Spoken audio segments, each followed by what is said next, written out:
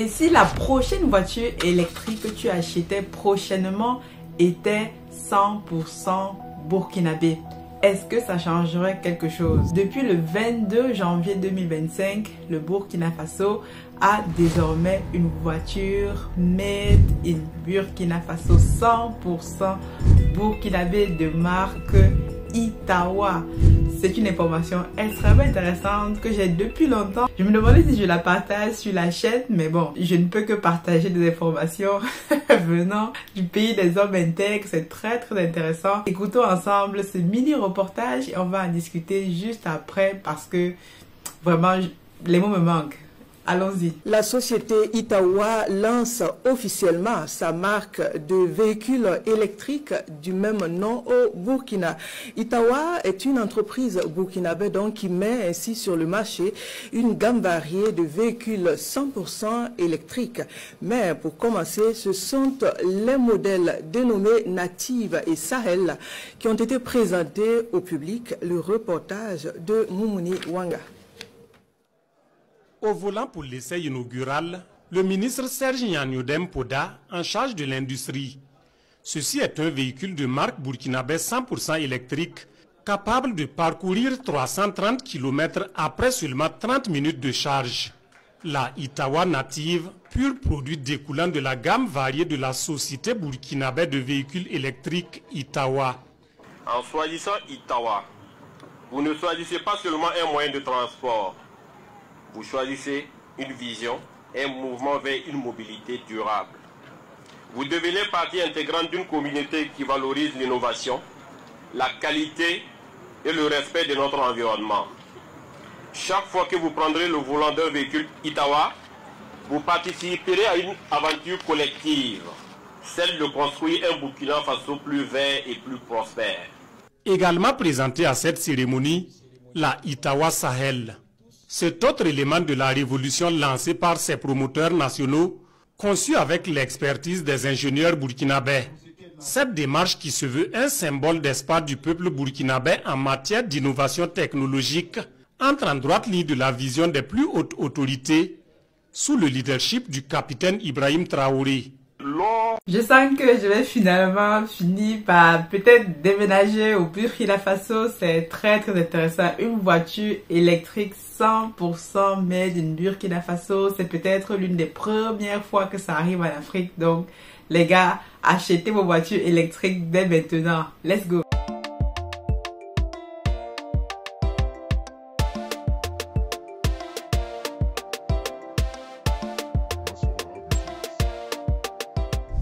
Bienvenue sur Masora Business. Si tu me découvres dans cette vidéo, je m'appelle Aniel Cruzel, je suis ingénieur logiciel, entrepreneur, auteur également d'un livre intitulé Investir en Afrique dans la pisciculture. Si c'est un domaine qui t'intéresse, qui te parle, que tu souhaites pas aussi amorcer cette révolution industrielle que nous avons commencé pour notamment l'autosuffisance alimentaire. Nos pays ne peuvent pas importer tout ce qu'ils mangent, tout ce qu'ils consomment. Alors tu es au bon endroit. Sur cette chaîne, je partage avec toi comment est-ce que je fais depuis 4 ans et demi pour continuer de changer le game au quotidien avec notre entreprise Africa Food Industries. Tu vois notre parcours depuis le début. On avance. Ce n'est pas toujours évident, mais nous sommes sur le terrain. Alors, tu t'abonnes, tu likes et également tu rejoins notre groupe Telegram en barre de description où je t'accompagne. Tu peux me poser tes questions en direct, j'y réponds. Il y a d'autres pépites, d'autres informations que je partage dans ce groupe qui ne ressortent même pas sur la chaîne. Des webinaires, des choses comme ça, uniquement pour ceux qui ont manifesté l'intérêt de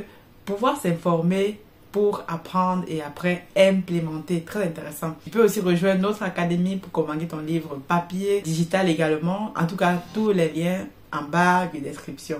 Donc, dans cette vidéo, une fois n'est pas coutume, une fois de plus, je dis la chaîne c'est devenue la chaîne du président capitaine du Burkina Faso. C'est pas possible, les Burkinabés. Big up à vous. Je sens que, je sais pas, je vais devenir votre porte-parole, mais en tout cas je fais ça avec plaisir parce que c'est très inspirant parce que lorsqu'on s'adresse sur internet, d'aucuns pensent que nous sommes en train de jouer, mais c'est aussi intéressant de toujours relayer les messages quand c'est très bon, quand on fait du bon travail.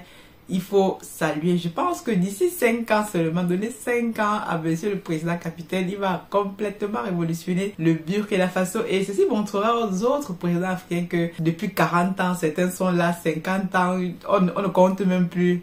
Ils disent qu'ils font des grandes choses. En seulement 5 ans, ce monsieur, il est sur tous les fronts. Et le Burkina Faso va être l'endroit de l'Afrique où tout le monde voudra aller. D'ailleurs, aujourd'hui, tout le monde veut aller au Burkina Faso et doit y aller pour voir comment il est en train de révolutionner, que ce soit sur le plan industriel, agroalimentaire, mine.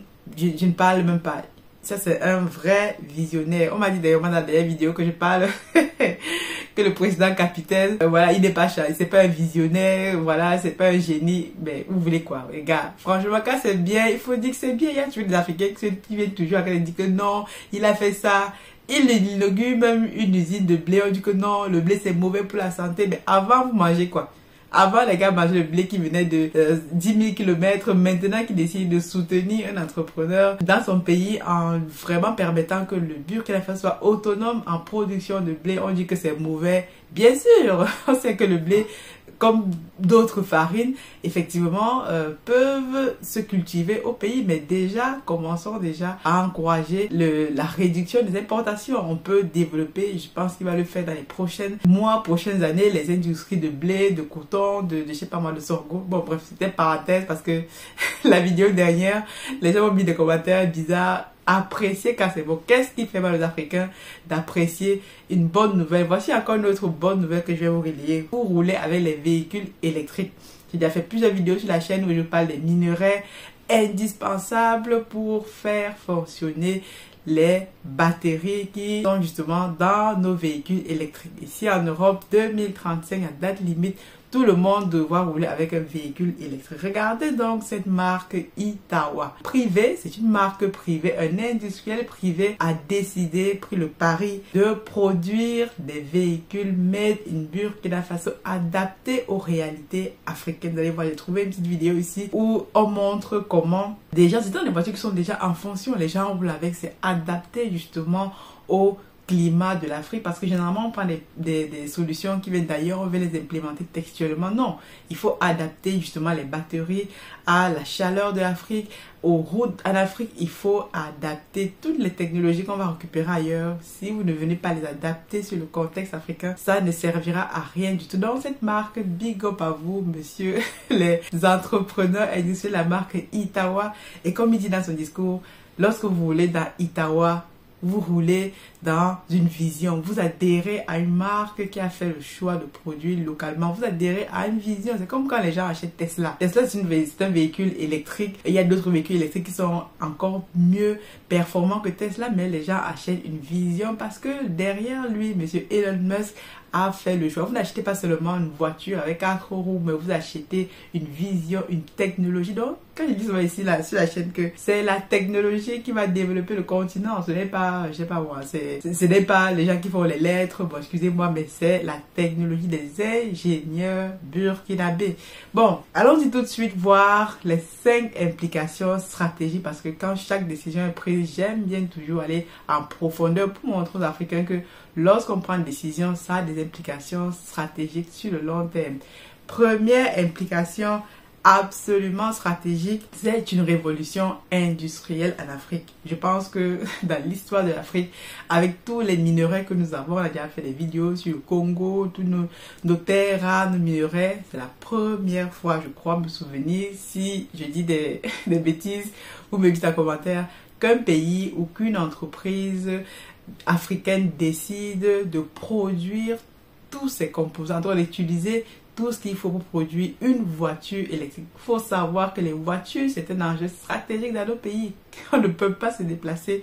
Déjà dans nos pays, c'est très compliqué de se déplacer, mais lorsqu'on a une voiture, on va voir après l'essence, etc. Vu les coûts des matières premières, l'électrique encore reste la meilleure façon, en plus écologique. Donc c'est une révolution industrielle intéressante. Ce projet marque un tournant pour l'Afrique en prouvant que le continent peut produire des technologies de pointe. Produire un véhicule électrique, c'est pas quelque chose de banal. Il y a quand même une technologie de pointe dedans. au lieu de tout le temps importer. Lorsqu'on regarde dans nos ports, la quantité de véhicules que les Africains importent, ce ne sont pas souvent les véhicules neufs. Moi, le Cameroun, je connais tous les véhicules qu'on importe, mais c'est les véhicules d'occasion. L'Afrique est devenue aujourd'hui comme une déchetterie. Donc, tu as un véhicule ici, tu n'utilises plus, tu envoies au pays. Et comment personne n'a jamais réfléchi à comment recycler tous ces véhicules d'occasion qui jonchent au pays. Voilà, même business. Quelqu'un pourrait réfléchir à une casse pour retransformer ce fer des véhicules. Mais bon, quand tu vas au pays, tu vois des garages, des casses, des tonnes et des tonnes de véhicules empilés qu'on a utilisés, qui ont une deuxième vie, quatrième vie, cinquième vie, mais personne n'a jamais vraiment décidé. On peut réutiliser ce fer pour recycler et faire d'autres choses avec. C'est très intéressant. Peut-être que dans une prochaine vidéo, je m'attarderai un peu dessus.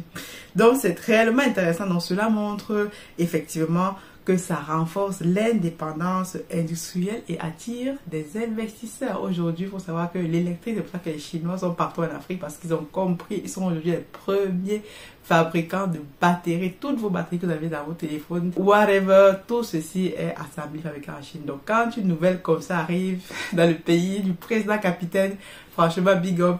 Il a su insuffler effectivement et inspire les entrepreneurs à se dépasser et également il les accompagne. Deuxième autre implication absolument intéressante, c'est un moteur de croissance économique et de création d'emplois. On n'en dira jamais assez sur la création d'emplois. Nos pays sont pauvres parce que il y a beaucoup trop de chômage.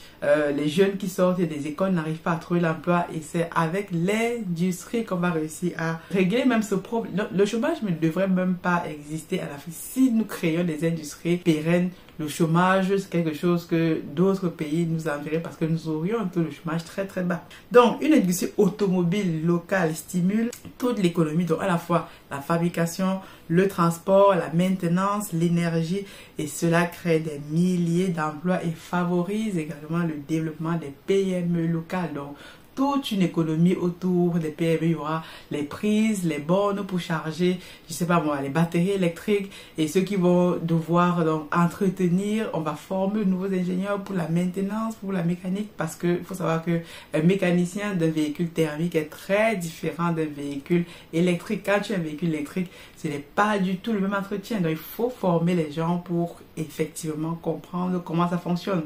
Avec un véhicule électrique, tu n'as plus d'entretien, tu as plein de choses qui sont complètement effacées avec un véhicule électrique. Mais il faut des personnes, des gens capables de pouvoir les maintenir. Donc c'est une décision très très très intéressante. Troisième autre implication stratégique, c'est donc l'indépendance énergétique et stratégique. Très intéressant.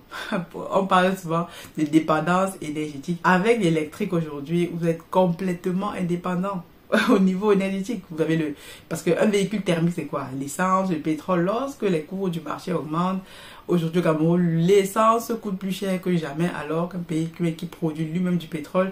Et c'est comme ça que nos pays sont tenus on va dire en tenaille, parce que ils produisent eux-mêmes du pétrole, ils payent encore ce pétrole plus cher parce que ce n'est pas eux-mêmes qui raffinent ça. Donc le Burkina Faso, comme beaucoup de pays africains, importe massivement du carburant. Qu'est-ce qu'on importe par le carburant que nous avons produit? Je pense que quand Dangote a pris la décision de construire une méga raffinerie au Nigeria, c'est un privé encore, un privé, l'homme le plus riche d'Afrique. Beaucoup de personnes et même les Occidentaux ne voient pas ceci d'un très bon œil, mais il a fait le pari avec toutes les difficultés qu'il a eu, on a parlé sur la chaîne, de raffiner ce pétrole en Afrique et de permettre aussi à d'autres pays de venir raffiner leur pétrole. Bon, qu'est-ce qu'il n'a pas eu comme difficulté?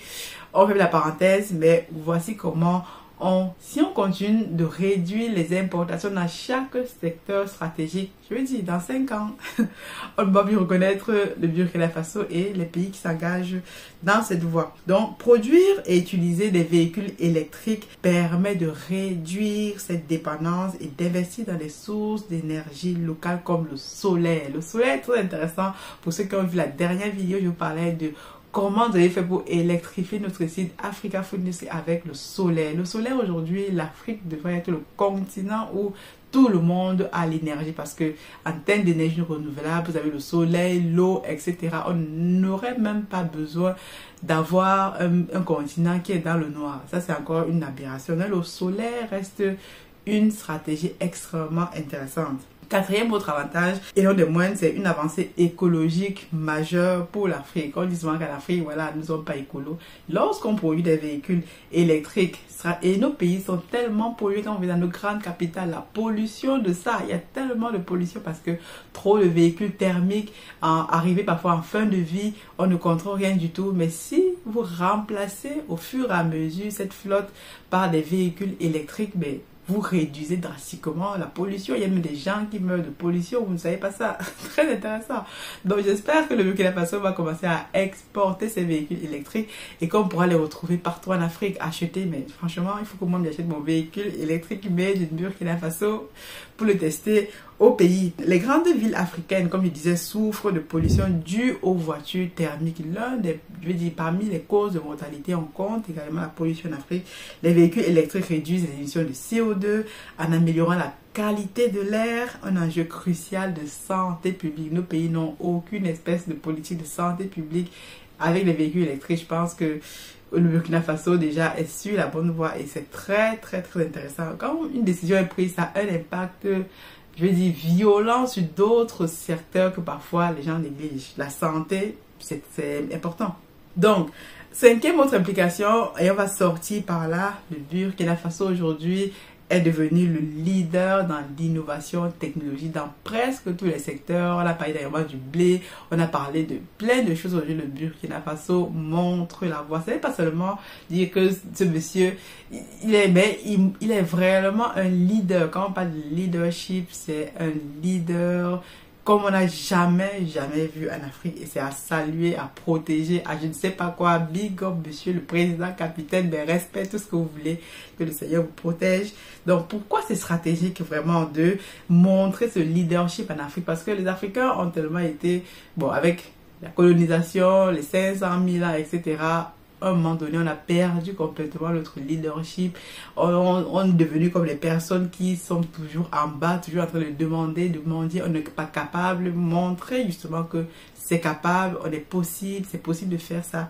C'est très intéressant. Donc, ce projet prouve que le Burkina Faso peut être à l'avant-garde de l'innovation en Afrique. Il ouvre les portes à d'autres avancées technologiques, l'industrie automobile, énergétique, des transports intelligents, le spatial. Donc, je pense que dans quelques années, d'ailleurs, j'ai vu une information intéressante, je vais la vérifier. Le Burkina Faso, en tout cas, les pays de l'AES sont en train de réfléchir d'avoir leur propre satellite. Donc, moi-même, je vais, faut que j'aille au Burkina Faso. Si c'est dans le spatial, vraiment, je vais aller travailler là-bas. J'ai une expertise dans le spatial et il faut absolument que je la mette au service du continent. C'est même pour ça qu'il démarrait le projet Africa Food au tout début, pour mettre dans ce projet un peu de spatial. Et ça va arriver, on va y arriver. Mais franchement, tout ceci ouvre la voie à une industrie innovatrice, technologique. C'est la technologie qui développe l'Afrique. L'IA, la cybersécurité, tout ceci, c'est effectivement des emplois, des milliers d'emplois créés, tout en conservant donc l'authenticité du continent. Dis-moi ce que tu penses de cette vidéo. Big up, monsieur le président capitaine de la patrie ou la mort, nous vaincrons. Franchement, je suis votre fervente supportrice. Et on se dit à très bientôt. God bless et God bless le Burkina Faso spécialement.